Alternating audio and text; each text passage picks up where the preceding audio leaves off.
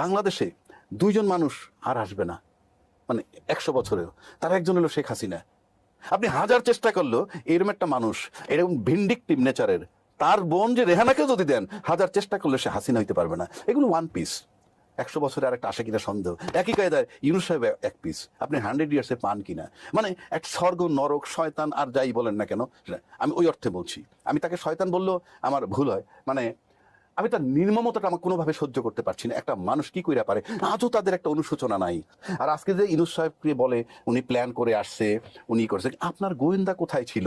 আপনার ডিজিএফআই, আপনার এনএসআই, আপনার আর্মি, আপনার পুলিশ, আপনার সচিবালয়, আপনার ছাত্রলীগ, আপনার যুবলীগ, সবই তো মাঠে গোয়েন্দাগিরি করছে। আপনি জানলেন না কেন? That is the miracle.